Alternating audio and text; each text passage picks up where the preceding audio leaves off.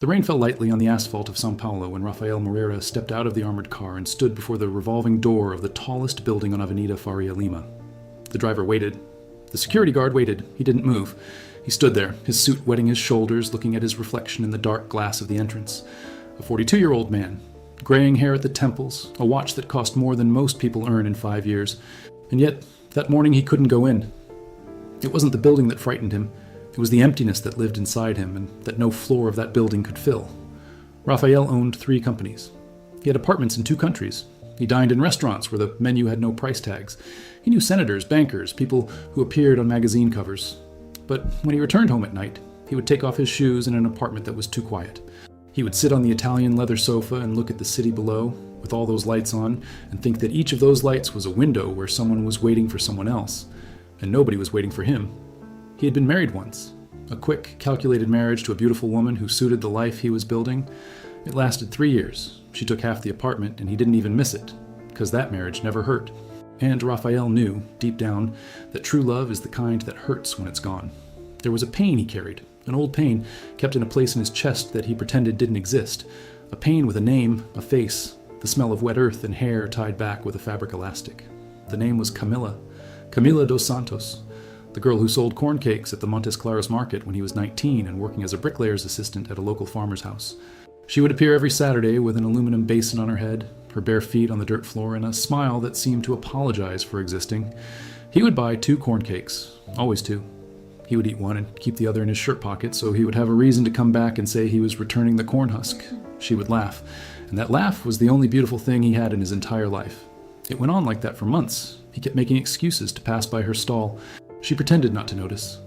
Until one day, under a mango tree behind the church, he held her hand and said that one day he would be someone, that he would leave there, make money, and come back for her. Camilla looked at him with those huge brown eyes and whispered, "I don't need you to be someone, Rafael. I just need you to stay." He didn't stay. He left on a bus in the early morning, with an old backpack and 200 reais in his pocket. He left a note with her neighbor. It said he would return in 2 years. 2 years turned into 5. 5 turned into 10. 10 turned into 23 years of silence. At first, he called from a payphone, then from a cell phone. Then he stopped calling. Life swallowed him up. The jobs, the opportunities, the first successful business, the second that multiplied. Rafael climbed like someone scaling a wall without looking down. And when he finally looked, he was too high to come down. He tried to find her once by name, but Camila dos Santos was too common a name in northern Minas Gerais. And he was ashamed. Ashamed of having promised and not having delivered. Ashamed of having become rich while she was probably still selling corn cakes at the market. Ashamed of calling and hearing her voice and not knowing what to say after so much time in silence. So he did what many men do with guilt. He buried it. He covered it with work, with achievements, with nights in expensive hotels, and women who didn't ask about the past. It worked for a while. But guilt is a seed that doesn't need water to grow. It grows on its own, in the dark, and one day it cracks the concrete. Rafael's concrete cracked on a Tuesday in September. He was in Belo Horizonte for a meeting with investors. The driver took the wrong turn and ended up on a dirt road on the outskirts of the city. And there, by the side of the road, between a wire fence and a pecky tree, he saw a handwritten sign, a homemade pamonha, Dona Camila. He asked the driver to stop. The man found it strange, but stopped. Rafael got out of the car and stared at the sign as if it were a mirror. The letters were crooked, painted with blue paint on a piece of wood. And below the sign, a dirt road led to a small mud house with a tin roof and a clothesline full of clothes in the yard. He walked slowly. Each step seemed to cost more than the last. When he got close to the house, he heard a voice singing softly, an old song, the kind mothers sing when they're alone and think no one is listening. And he recognized it. Not the song, the voice. Camilla was sitting on a wooden stool, husking corn. Her gray hair was tied up on top of her head with the same kind of fabric elastic. Her hands were thicker, her face had lines that weren't there before, but her eyes were the same. Those huge brown eyes that seemed to hold the whole world without complaining about the weight. She raised her head when she heard the footsteps. She looked at him. She said nothing. She stood there with an ear of corn in her hand, her gaze fixed on the man in the suit who seemed out of place. It took a few seconds. Then the ear of corn fell to the ground. "Rafael?" He tried to speak. He opened his mouth, but no words came out. He stood there, motionless like a boy, his eyes burning and his throat constricted. 23 years.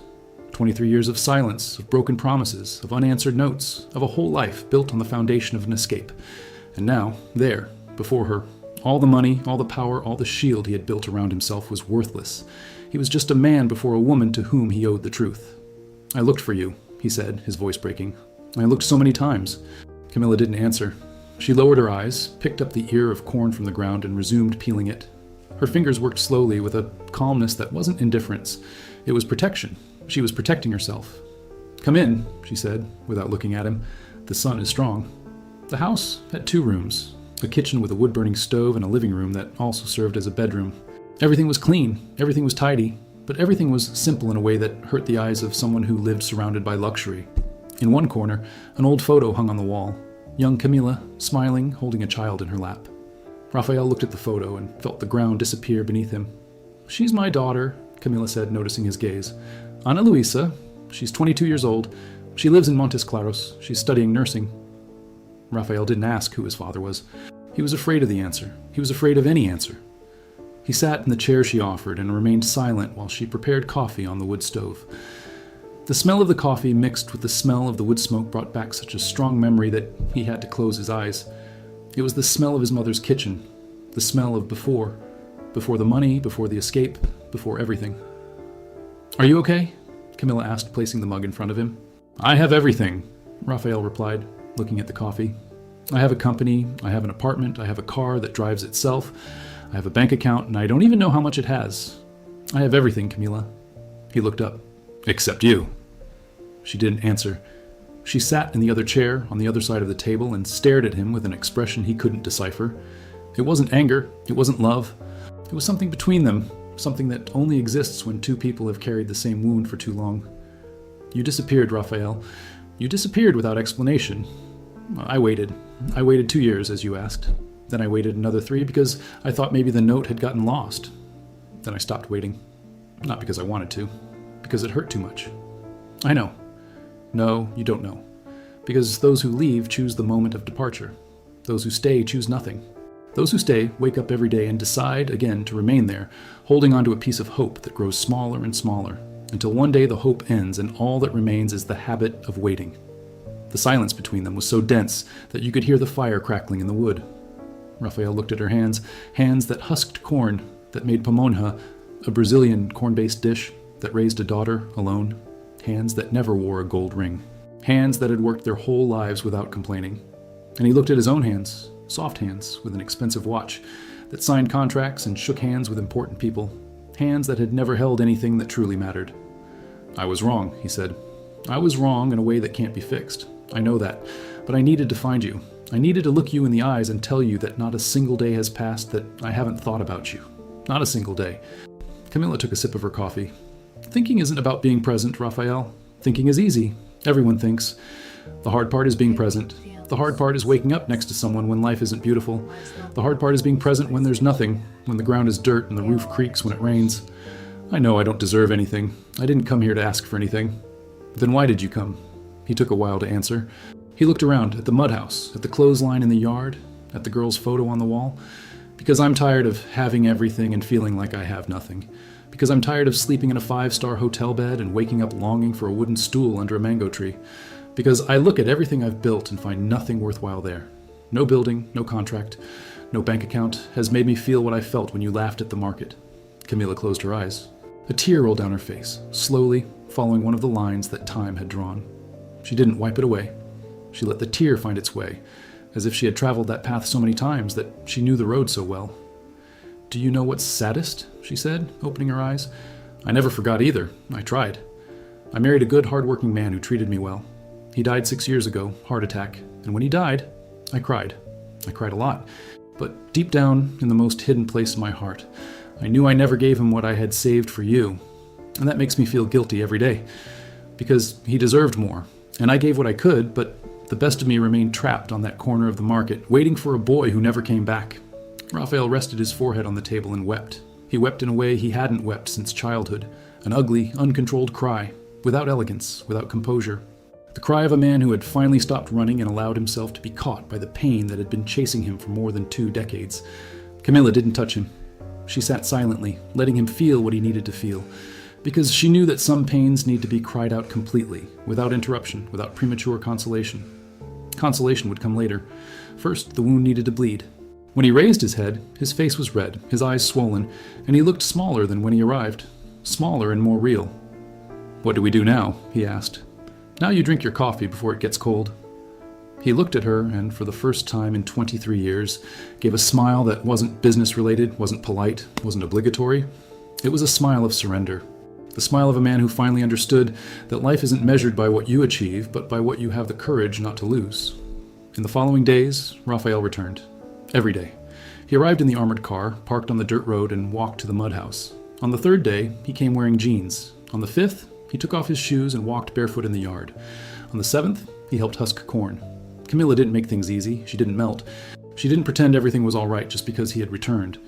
She treated him politely, but maintained a distance that was both a boundary and a test.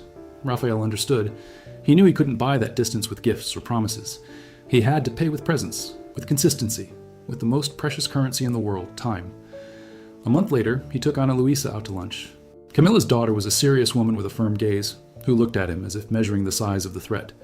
"My mother doesn't need your money," she said directly, even before sitting down. "She raised us alone, worked her whole life, never asked anyone for anything." Raphael nodded. "I know, I didn't come to offer money. I came to offer what I should have offered 23 years ago. Presents." Ana Luisa was silent for a long moment, stirring her juice with a straw. Then she said more quietly, "She talks about you, ever since I was little. Never your name, but always the same story. The boy from the fair who promised to come back.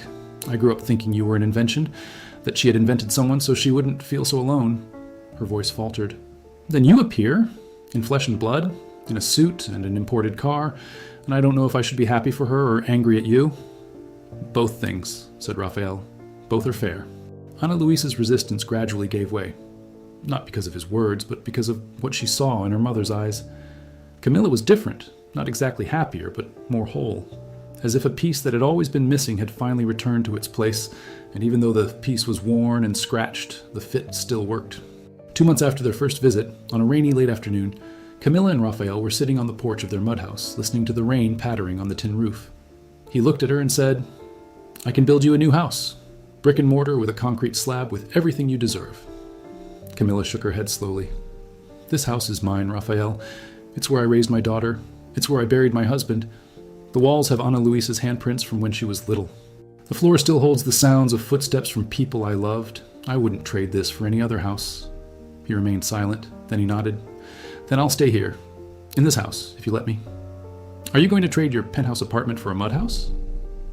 "I'd trade anything for a place where someone is waiting for me when I arrive." Camilla looked at the rain. She remained silent for a long time. Then, without looking at him, she reached out and took his hand. Her hand was rough, calloused, scarred. His was soft, cared for, empty. And when their fingers intertwined, they both felt that something that had been broken was finally becoming whole again. It wasn't a soap opera ending. There was no castle wedding or trip to Europe. Raphael didn't abandon everything overnight. He continued with his business, but changed the way he lived. He bought a simple house in Montes Claros, near Ana Luisa. He renovated Camilla's mud house, not to turn it into a mansion, but to fix the roof that rattled in the rain and replace the wood-burning stove with one that didn't produce so much smoke. Camilla accepted the stove, but asked to keep the old one in the backyard. For the days when she wanted to cook, like in the old days, he learned how to make pamonja, badly at first. The first ones came out crooked, poorly tied, and Camilla laughed at him in a way that made his chest ache with its beauty. It was the same laugh from the fair, the same laugh he had left behind one early morning on a bus, thinking that the world outside had something better to offer. The world had offered a lot, but nothing that came close to that laugh. On Sundays, the three of them had lunch together. Raphael, Camilla, and Ana Luisa. Sometimes neighbors came over. The table was simple. The food was cooked on a smoking stove. The tablecloth was plastic.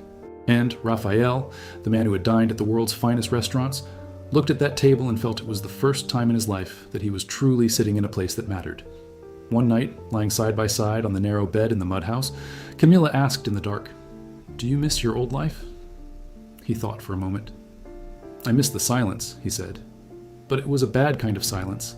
It was the silence of someone who has no one to talk to. Now I have the good kind of silence. The silence of someone who doesn't need to say anything because they are already where they want to be. Camilla rested her head on his shoulder. "You took your time. I know. But it came. Because." And there in that mud house, with its tin roof creaking softly in the wind and the smell of firewood seeping through the crack in the window, two weary hearts finally found rest.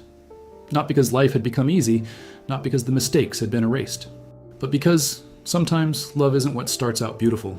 It's what survives, what endures 23 years of silence, distance, pride, and fear, and still recognizes, at first glance, the face it always sought in everyone else. Raphael had everything: money, power, prestige, comfort. But he only found what he needed when he knelt before what he had always despised: simplicity, the land, corn husked by hand, coffee brewed on a wood-burning stove, and a woman who never needed anything from him except the one thing he took 23 years to offer her: presence.